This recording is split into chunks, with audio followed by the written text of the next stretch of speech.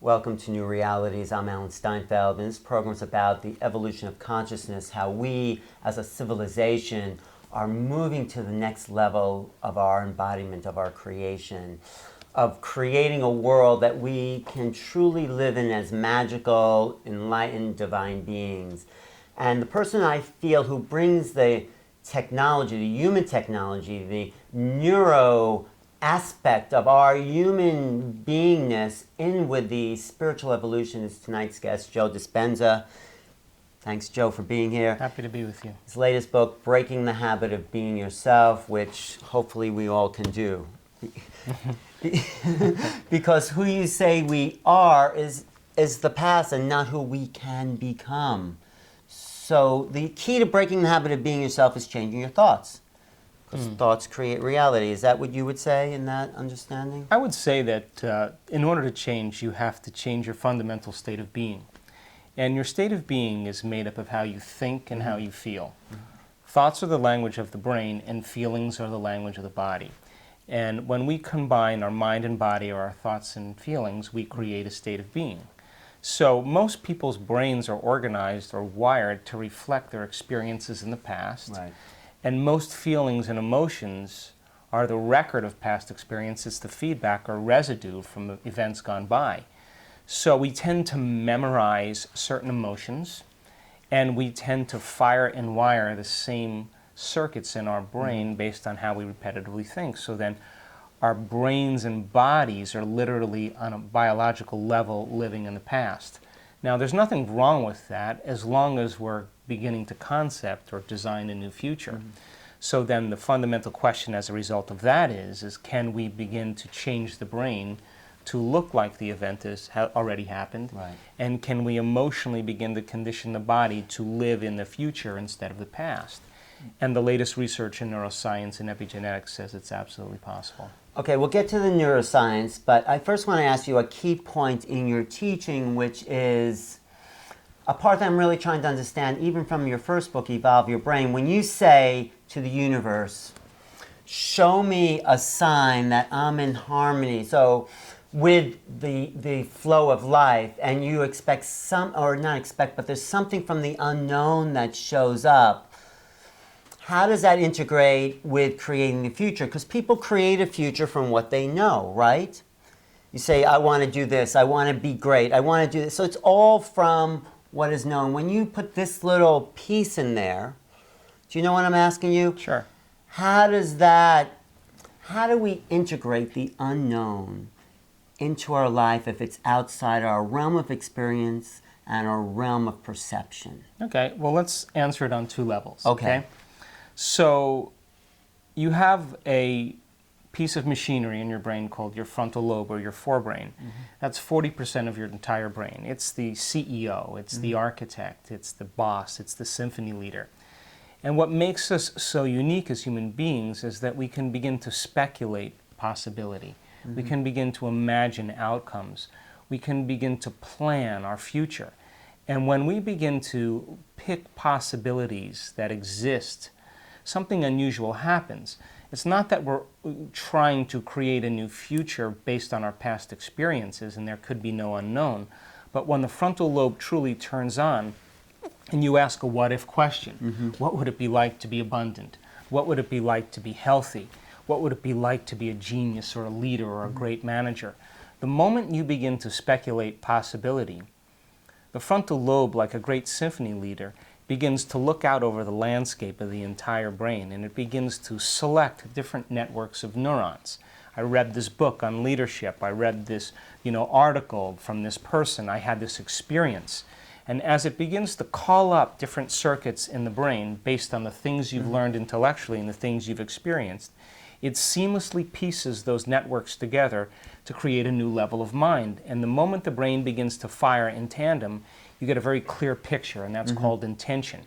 So then the sum of the parts is greater than the whole in the brain because we can begin to mix and match different networks to create new ideas. Right. So it becomes the building blocks of our future. So the more knowledge and experience you have, the more you can design a destiny. So part number one. That's one number one. That's a known fact. What I'm asking is No, I'm going to get to that. Okay, now. good. I'm going to get to that. Okay. So If you understand that, then you'd have to say, though, that the person who isn't beginning to speculate possibility, then their future will always be their past, or their past will always be their future, because they're thinking and acting and feeling the same way. Exactly. Now, when you sit down and you decide to emulate the Creator, Which means what, well, though? there is a field of intelligence, a source from which all things spring forth from. It's called point zero, or the 0 point field.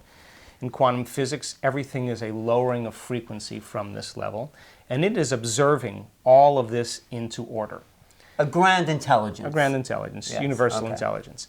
But we are an extension of this mind. You and I are free-willed individuals that get to create a future.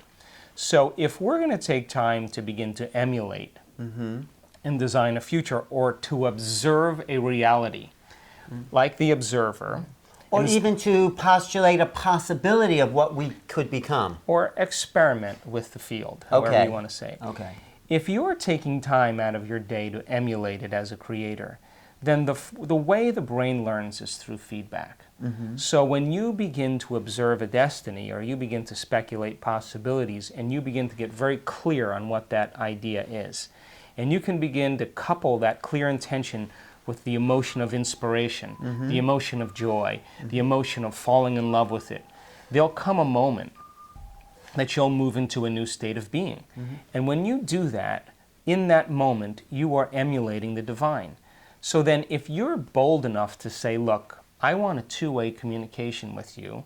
If I've made contact with you in some way, I got to know that you're real and that you exist. See, this is the most mystical part of your teaching, I feel, this key point. So if you say that to this great force, I want to know that you show me something outside my experience. Is that where you're going? Well, what I'm saying is that in order for me to accept that this experience is an unknown, it has to come in a way that I least expect.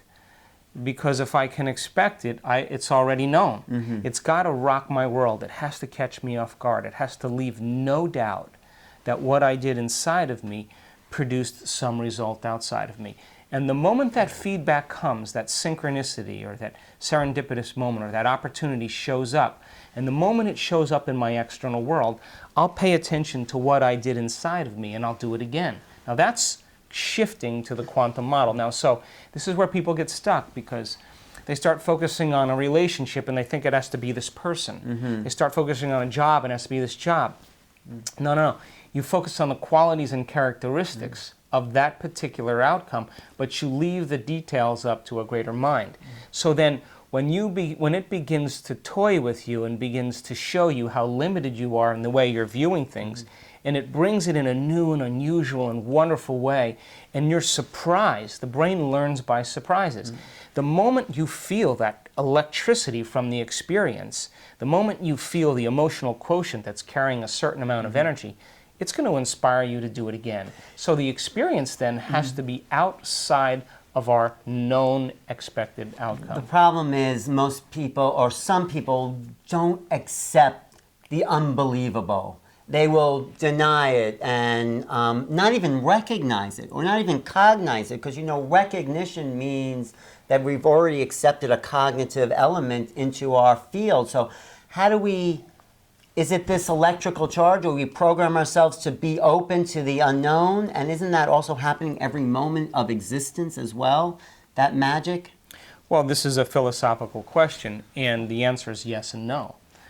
Unless you're willing to take knowledge and apply it. If you're not willing to experiment with information in order to have an experience, it's just good dinner conversation. Nobody really is transformed or changed in any way. I think that when we begin to interact with this field, when we begin to try it out, nobody's excluded from the phenomenon. So when we begin to step outside into the unknown, and we step outside of the familiar, that's the only place where magic can happen. So if the person is so fixed on the idea that their world is going to be terrible, or they're pessimistic, or that their life is never going to change, well then they're basing their future on their past, and this intelligence only endorses who we're being. And so then it keeps organizing events in our life equal to who we're being. When those experiences happen, we react emotionally to the same outcomes. Those emotions drive the same thoughts. That same state of being then creates the same outcome. Right. And that same outcome then produces the same emotional experience. And we call that karma.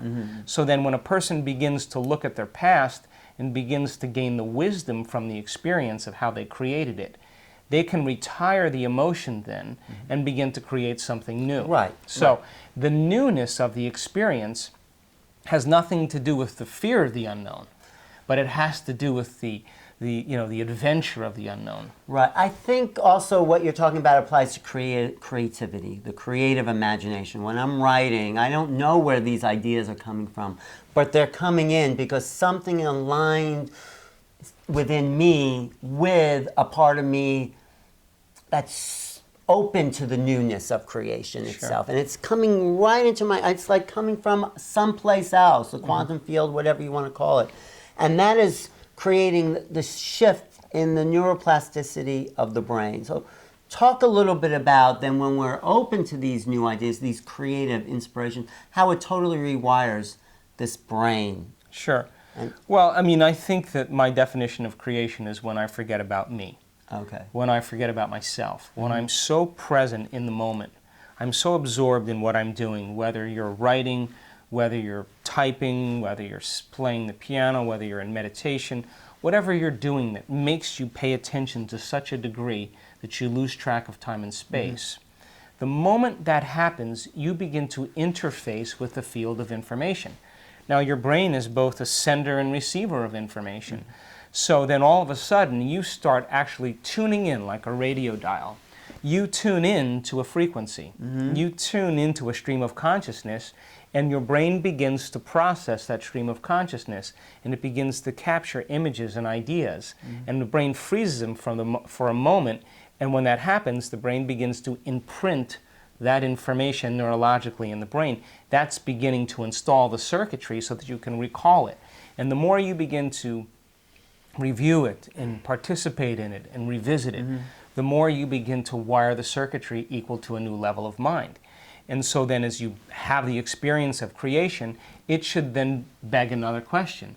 Now I understand this, what about this? And as you begin to evolve your understandings, you begin to interface with this field of information. Your biology changes to reflect the new ideas.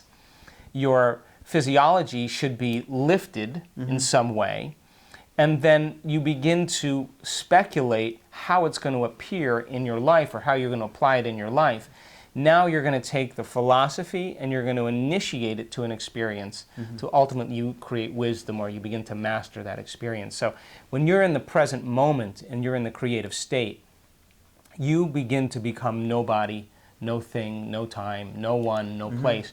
You have all the biological machinery to do that. You become pure consciousness. Right. And when your consciousness interacts or merges with the consciousness of the field, that's when you begin to get the downloads. But isn't that what they called an enlightened state? Isn't that our destiny also, to be that, to forget ourselves and live in the quantum soup of all that is moment to moment? I mean, I feel like that's who we are designed to become ultimately. I think that it's an interaction. I think that there are times where we have all of our attention on the external world. Yeah. And when we're engaged in the external world, we're defining reality through our senses. We're doing it right now. And then there's times to retreat from the external world and put the body, the environment, and time away and go within and change our internal states so that no external event could move us from this internal state of being. In other words, we create such a level of internal order or coherence that no chaos or external disorder or incoherence of the external environment should move us from this level of coherence. Now, as we begin to ascend our energy and as we begin to evolve our understandings and as we begin to climb out of the primitive emotions of survival and stress and anger and frustration and aggression and fear and anxiety and suffering and guilt and all those primitive emotions that have everything to do with the program in the past, the more you begin to live from an elevated state of being, the more you feel connected to something greater, and the less you feel separate from something. So when we feel separate from possibility, then we'll always use the ego to try to get what we want, to force the outcome, to push it. That's the old model of reality, and for the most part, 99.99% of the people on the planet are doing it. When you truly create and you connect, you would never try to force the outcome. You would trust in the outcome because you've already experienced it. And something, a knowingness is taking over that you begin to say, wow, I totally understand that it's going to happen. I don't know when it's going to happen or how. So you don't force the outcome when you're wanting to change your reality. You don't force the outcome, but you work on your internal intention so powerfully that it has to become the external world. And right. I think there's an elegant dance between intention and surrender. And it's a razor's edge because intention is getting clear on what you want, and surrendering is trusting in the outcome and living as if that your prayers are already answered. Right. So then some people who overintend, they try too hard, and then they get in the way. And so the universal mind is saying, you know, if you just got out of the way for a minute, I could do this for you, but you're in the way, and I can't get in there. And then there's people who over-surrender with no intention, so they get lethargic, and they think that God should be knocking on their door and showing up and delivering the goods. But so then it's a very fine line, and I'm speaking from my present state of ignorance, of course, but what I've learned over the years is it's that fine line between intention and surrender. And when you find that sweet spot, you could only talk around the idea. You can't really, it's an experience that you have to have. No, I'm glad you acknowledged the state of ignorance, because I was going to ask you, tell me something you don't know. No, because we are surrendering to more existence all the time. It's infusing us. And I liked what you said, because there's a place where we want something, we want it really hard, and then we have to let it go. Then we give it up. But well, again, though, you can't create from polarity. Most people create from lack. Most people create from polarity. They want wealth. They really want abundance. They want love in their life, but they're not being that. You can't attract gold unless you're gold. Right. You can't attract gold and be lead. You have to be gold. So that means that you have to remove the layers and the masks that are really blocking the flow of you expressing that level of mind. So then a person who's creating in polarity may be thinking positively but feeling negatively. They may be wanting abundance but feeling lack. So we can only create from a true sense of wholeness. And who we are. And Yes. who we are. And when we begin to emulate the divine, then you contemplate this. And I think about this a lot. In order for us to create something very well, then we would have to take on the qualities and characteristics of that divine consciousness, which it tends to have an amazing will. It tends to be very conscious. It has a loving intelligence. It is very giving. It's a giver of life. It is empowered. It is enriched. It is... well, you look at those things, and that's what you want to focus on. But it's also very harsh. It's very unforgiving. I mean, the nature itself. I mean, I'm not looking at those aspects. I'm talking about the qualities of the divine. So then, my point is that in order for you to create something in your life, you can't create it as your human, emotional, frustrated, angry, impatient self. That's not going to create anything because you're creating from a very limited, primitive state. That to emulate the divine, you would have to contemplate those qualities and to become them. And then when you observe a destiny, you're commanding matter to reflect that state of being. Now, in our workshops around the world, we have seen people move into this state of being. And I am telling you that within a very short amount of time, reality unfolded. Here's an example. We had a lady that was at an event in Houston, big audience of people, and we were unmemorizing our old self and recreating a new self. And a new state of being is a new personality. A new personality creates a new personal reality. When that person moved into that empowered state of being, I said, now it's time to command matter. And her husband was falsely accused of a crime in South America. He had been in prison for 5 years. And when it came time for this moment to command matter, her and her 14-year-old son, sitting right next to her, saw the prison doors open. That's all they did. They didn't try to figure out how Did it was they going to happen. visualize? They visualized They that. commanded matter by that image became the template.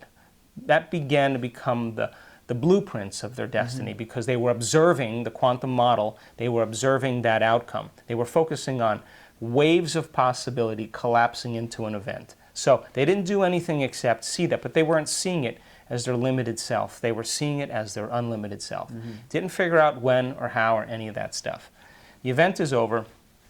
I'm signing books. There's people on the stage. And there's this lady. When I finish the meditation, she gets up and runs right out at the center aisle, out of the facility. And she comes back in and she's sitting there sobbing. So I finish the event, and her son are waiting to the side. And now I've seen people have transformative experiences, but when you see a 14-year-old child, his shirt is soaking wet from crying. I call them over, and they say, look, his dad, my husband, we were living in South America. He was falsely accused of a crime. He's been in jail for the last 5 years. We've tried everything to get him out of jail. When we finished that meditation, the moment we finished the meditation, my phone rang, and it was my husband. And he said, I don't know what happened, but they walked over and they unlocked the gate, the cell, and they said, leave, just go. Now, that young kid hadn't seen his father in 5 years, and he was so moved by the experience. Now, that to me, the event is important, but what's important is he understood that it was his mind that was a direct participant in the outcome. Now, that kind of empowerment gives him hope in future events in his life. And that is moving into that state of being unlimited, and being in passion, and being enriched, and knowing, and commanding, and being clear. That's how the divine creates. And so no one is excluded from that. That's a beautiful story, and I appreciate that. And I know we have that power to focus our intention to create the realities that we want to create. The other part is, do you ever come to a place where I am one with existence? That's sort of what I asked before. And then you're just flowing, and there's no intention. It's just being with the moment as it's creating. So there's no inner or outer, and they're all the same quantum field. You mean the sweet spot? Yeah, living the sweet spot, Sure. not just tapping into it occasionally. Sure, I mean, that's the whole purpose of this. The whole purpose is to find that place within us where there's a dance between a level of orderliness or level of wholeness, and when we're in that level of wholeness, everything in our external world is equal to that level of wholeness. So we're viewing reality from a different lens. Right. And I have had moments where I have locked into that place, and all I can say is there was no way I could even judge anyone or anything, because if I judged, I would lose the feeling. Right. There was no way I could move out of the place of patience, because if I became impatient, I wouldn't trade that impatience for the feeling that I was having inside of me. Now that kind of equality, that equilibrium that's taking place between the inner world and the outer world is what I call the natural state of being. Now, being able to elongate those moments, being able to sustain that independent of the conditions in your life is the initiation of life. Exactly. And we can't go to a temple in the Himalayas and travel through jungles and deserts and meet bandits and tigers along the way to reach a place and then be schooled. The school is our life. And so then we have to take on our life as our initiation. So the challenges and the conditions in our life are the things that we really need to embrace and meet it with a greater level of mind. So that sweet spot is what I call the natural state of being. And when you get up from your meditation, you have to be able to stay in that place. And that's really what the mystics and saints have been talking about. Right. Like there's that quote by the Zen patriarch, means that when you make a distinction, you're already in the illness of the mind. You know that quote? It's, what's that quote, Mitchell? Anyway, so we're here, our destiny is to live in that natural state, and we also have the power of our intention to create new realities that exist with the possibilities of who we can become. And there's no limit to that. So as we connect new neural nets in the brain, these new realities unfold. And what does the future look like for humanity as we come into this awareness of the power of the human being? Well, let's talk about that, because I don't want to be misleading in any way. Okay. So we develop neurological networks equal to the things we learn and experience, right? Because experience enriches the brain, and learning is making connections in the brain. But I'm not going to sit here and say that anybody can levitate tomorrow if they focus on it. If they have the right, we all have those neural nets though, right? We can, by progression, methodically, as an example, if you healed yourself of some condition, Which you have done. right, but the next question would be, if I've healed myself, then is it possible to heal another person? And we've had this happen in our workshops, where one lady was living on lettuce. She was food sensitive to everything. She had an amazing breakthrough. She changed her energy, and as a result of it, she was eating whatever she wanted during the seminar. Now, then we do a lot of coherence healing, and she said, if I was healed myself of this condition, I should be able to heal another person of the same condition. That's the next progression. And lo and behold, a woman that was laying there coincidentally ate something in Asia 15 years ago and had some type of bacteria in her body that she had all these food sensitivities. And of course, when she began to create more coherent energy in this woman's field, in a very short amount of time, this lady, during the event, was eating hamburgers and whatever she wanted, and she was thrilled. She was from London.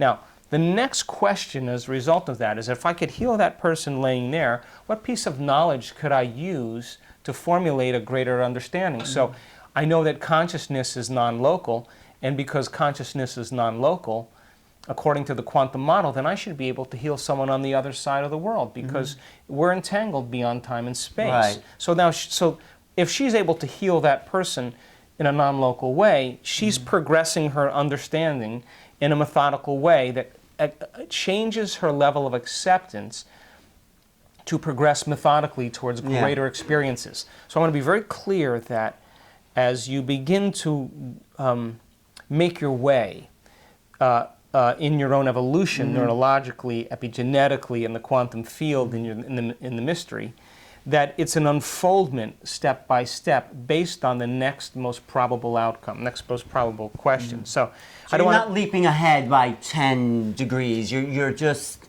That's right. I mean, and you have to understand that it takes a certain amount of training, it takes a certain amount of knowledge, it takes a certain amount of effort, it takes a certain amount of practice to begin to tame the mind and body. Now, once we begin to do that then, and you're overcoming, let's say the question was, what do we hold for humanity?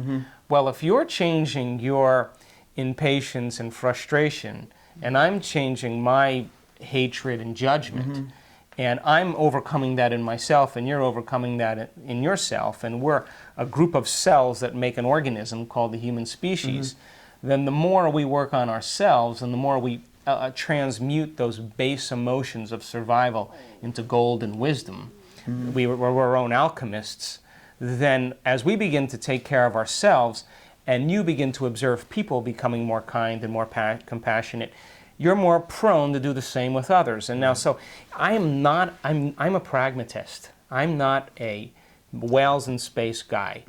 I am about, listen, we know that you can meditate in a community and the crime rate goes down. Right. But when the meditators leave, guess what happens to the crime rate? Yeah. It returns back to the normal level. Because the field has changed. So it's not enough to just think peace. You have to demonstrate peace. This is the plane of demonstration. You have to behave peacefully. And if you don't like war, then you better be peaceful before you speak out about it. I get that. Just one more quick question. We have in our brains the capacity for infinite amount of neural connections. Those create realities that we are unaware of. They could. They create new possibilities, like the woman who saw through the blindfolds. So it's sort of what I asked before. How do we prepare ourselves for the unknown, which is beckoning at our door? When you focus on the unknown, you get the unknown. When you focus on the known, you get more of the known. All right. So be it.